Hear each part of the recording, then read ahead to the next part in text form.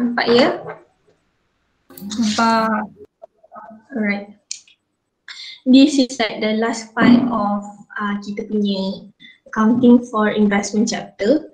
Lepas tu next week kita habiskan last chapter kita. But kalau tak habis, saya upload video je lah. Orang yang memang terpaksa from video juga. Sebab tak sempat nak habiskan. Okay, then kan kita ada belajar investment ada 3 types, betul tak? It is sama ada by sukuk, by shares ataupun yang last one is by this one, REIT, real estate investment trust. So dua tu kita dah belajar, kita dah tengok juga dia punya examples, how to calculate, how to buka journal for those two. Dan RET ni saya cakap RET lah, tapi boleh je lah itu short form dia. RET ni dia tak ada journal, tak ada like susah sangat, dia more to theory.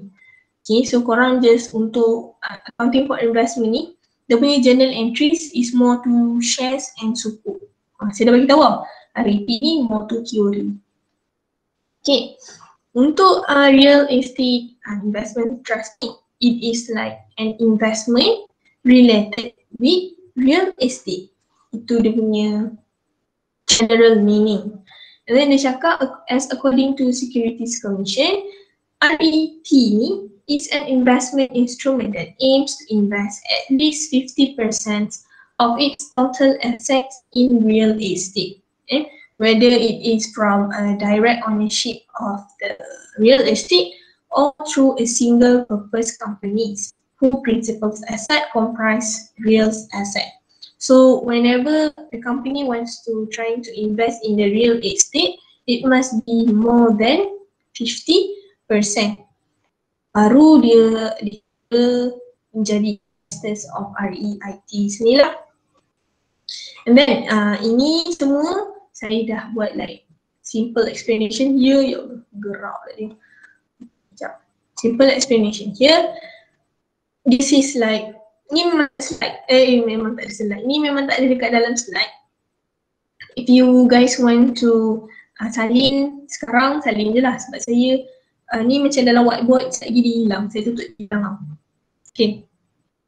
Untuk real estate ni, this is like the simple meaning. Macam tadi tu kan the meaning yang based on the punya standard lah, so panjang sikit, so saya like simplekan here. REIT ni is a company that owns or operate or finance income generating real estate. So dia adalah something ataupun something yang macam saya cakap tu lah, yang related with real estate, right? Dan RET ni invest in the most real estate property. Maksud saya cakap real estate tadi tu is involving with apartments building, sales towers, data center ni adalah like contoh real estate tadi tu lah. So companies yang tadi that owns hotels, companies that operates hotels, let's say, companies that finance or invest in hotel, itulah maksudnya. So this is like the examples of REIT yang dia maksudkan. So dia cakap kenapa orang invest in REIT ni, dia cakap this make it possible for individuals investor to earn dividend from real estate investment. That's why they invest in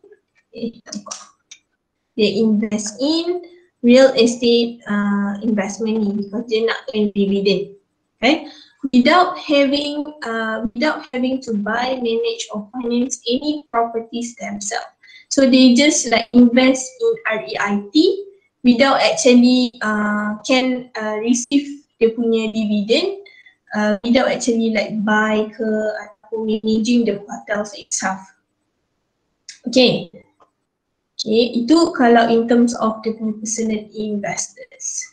So the individual investor who want to invest in REIT will get these kinds of benefit lah kiranya.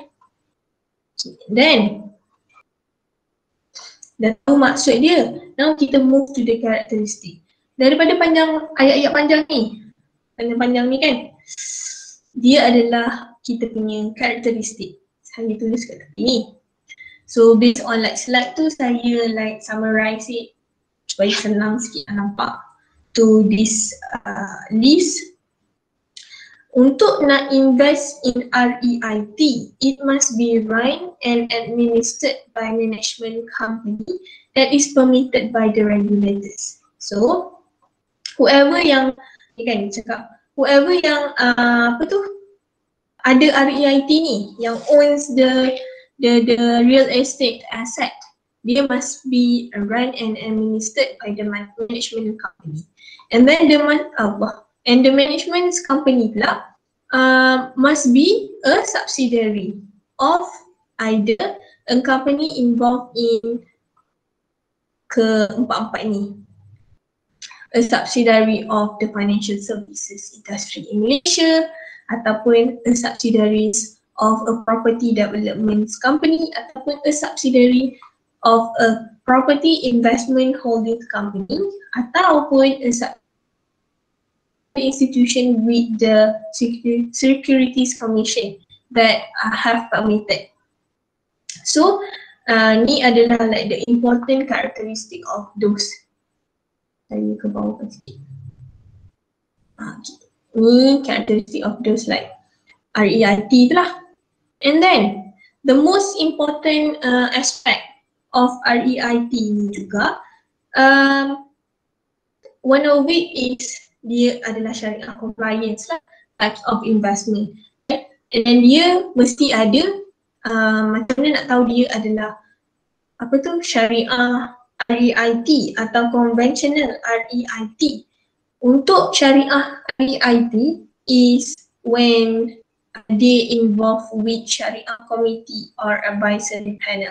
So bila REIT, saya cakap REIT je lah, bila REIT ni ada syariah committee or advisory panel, so dia means is part of syariah compliance types of investment lah. And ada juga syarat-syarat untuk menjadi syariah committee ni ataupun the objective of having syariah committee. Ini semua ada tertulis dalam slide tau. Cuma saya like buat dia macam mind map sikit. Then these Sharia committees is responsible to watch over the process of the Islamic RET so that it's conformed with each features of Sharia principles. So this is like the first objective why RET having Sharia committee, because macam to observe the process of RET itself lah, to make sure the process tu is like Sharia compliance and according to the Sharia principles. So apa yang includes in Sharia principle, it is regarding investment, deposit and financing decisions for Islamic RETs too. So kiranya the process of Islamic RET tu must be as according to Sharia principle. And the process too is in terms of investment, deposit, financing decision, purchases and disposals or rentals or any of the RET activities. Tu maksud watch over the process of Islamic RET. So Sharia committee tu dia watch over this activity lah. And then kan tadi as a Sharia committee, that one tadi is the first objective. The second objective is also required to oversee and guarantee that all funds are managed and administered according to Sharia principles. So it is not only watch or observe the process of Islamic RET, but they are also have to like observe and guarantee that all of the fund yang dapat daripada investors tu is according to Sharia principle lah. Okay, that is like objective of Sharia committee. Itu apa semua dia dah tercatat dalam slide ni lah. Semua saya dah just put it like one apa tu, apa dah saya cakap, macam flow chart ke macam tu. Then dia ada guideline on Islamic RET. And the guideline on this Islamic RET is all regarding the listed here lah, 1 sampai 8 ni adalah the guideline, but kita takkan go satu-satu. So kalau go satu-satu ni memang panjang lah, nama pun guideline kan. So this is just like the topics of each of the guideline. But istilah kalau you saja nak baca, so you can baca dekat book Isra. This is the list of the guideline. Then if you want to like read more, you can pergi page 474 dan juga 475. Then we like macam saya cakap, kita kena compare lah the conventional RET and also Islamic RET. Perbezaan yang paling ketara is Syariah Committee tadi tu. Islamic RET ada Syariah Committee, dia kena assign Syariah Committee as like to oversee the process. Objektif dia tadi kita dah explain dah kan. Untuk conventional RET dia tak ada Syariah Committee. That is like the main difference between this conventional and Islamic RET too. And then the second difference is on permissibility of activities performed by the tenant.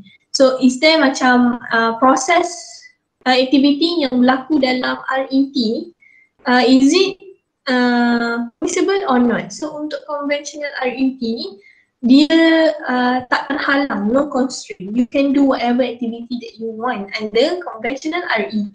But as for Islamic RET, of course, you are allowed to only buat activities yang being approved by Syariah Committee je lah, which is as according to Syariah principle.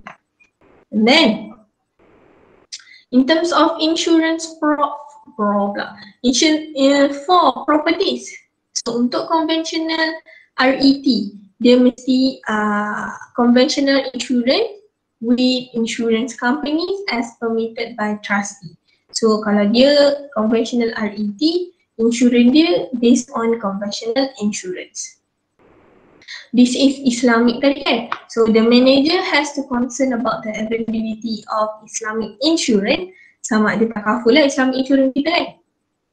Before going for conventional insurance, so dia nak cakap kat sini, untuk nak invest in Islamic RET, kita kena ada insurance untuk as for the protections of our asset, kan dia relate dengan kita punya real estate kan. So as the protection untuk Islamic RET, the owner of that asset kena cari dulu the availability of takaful or Islamic insurance. Kalau dah tak ada langsung insurance on Islamic, baru kita go to conventional insurance. So dia tak menghalang untuk Islamic RET go to conventional insurance. But before that, kena make sure dulu yang Islamic insurance tu is not available, baru boleh go to the second option.